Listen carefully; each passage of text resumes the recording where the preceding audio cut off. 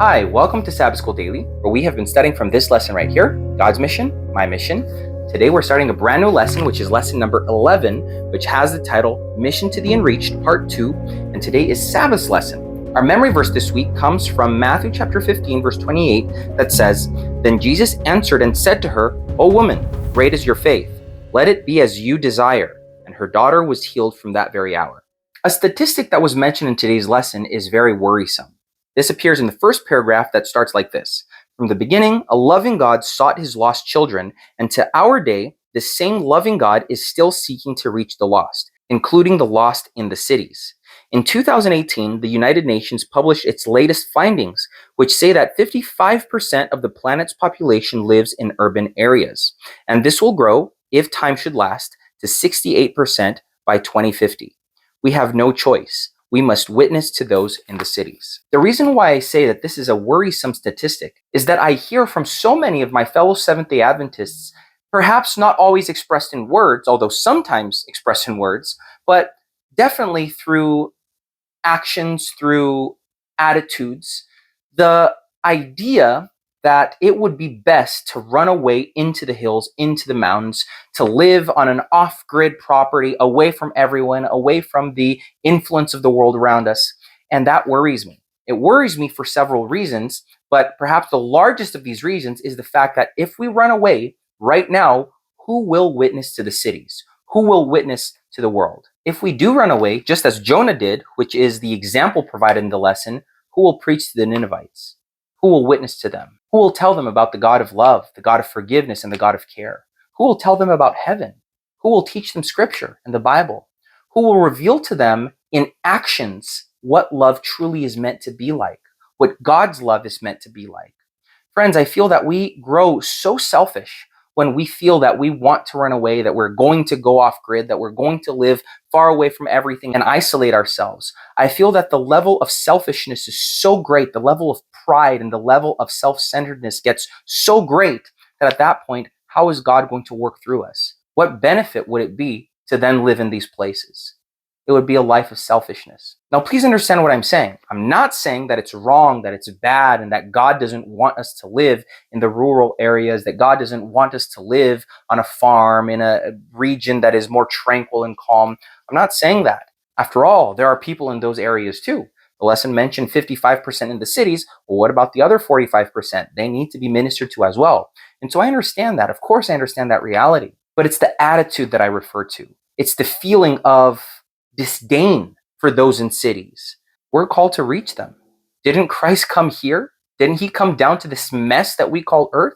Didn't Jesus live among us? Didn't he dirty his feet? Didn't he go through the headaches and pains of livelihood as a human being?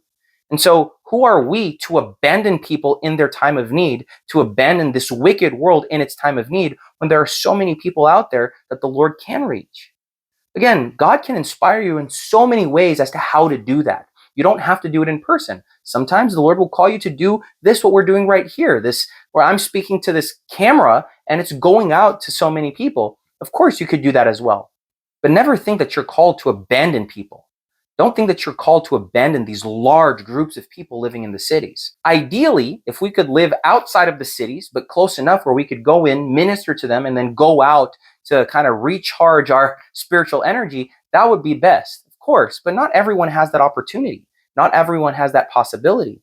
And so if you find yourself in a urban setting, understand that God can and will use you to reach the people around you. If you already find yourself in a rural setting, maybe you're out there in the field somewhere, well, the Lord can use you to reach your neighbors. If you don't have any neighbors, well, you can use this means. You can do something online. But I hope that I came across the right way. I don't want to seem spicy here, but I just want you to understand that I am very tired of this kind of demeanor. I'm tired of that kind of attitude, the attitude of abandonment, the attitude of not caring for people that are close by that could be reached if we made ourselves available to reach them. So that's really where this is all coming from. I know several who use quotes coming from Ellen White's books to excuse this ideal of running off into the mountains, running off into the caves of the world, the fields of the world, and to leave these urban settings. I want you to know that for every one quote that Ellen White speaks about leaving the cities, about living in the country, she has 10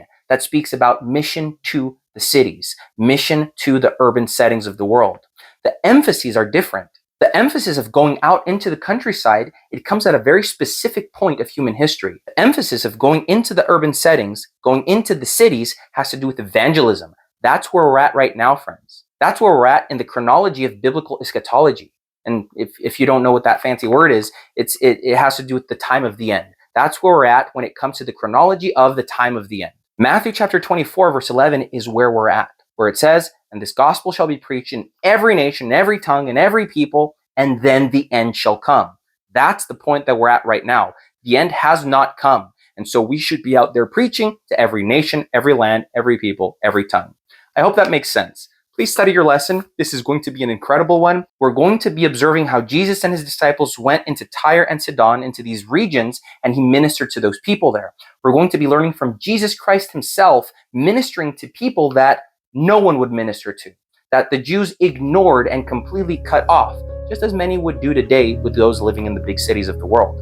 Christ goes in and he ministers to those people, teaching his disciples what they would then have to do in the future. So study your lesson. Please comment down below with any questions or any comments. I really like hearing from you. I like being able to interact with you. And please remember to like, to share, and to subscribe to our videos. We release one every day. And I hope to see you again here tomorrow for another Sabbath School Daily.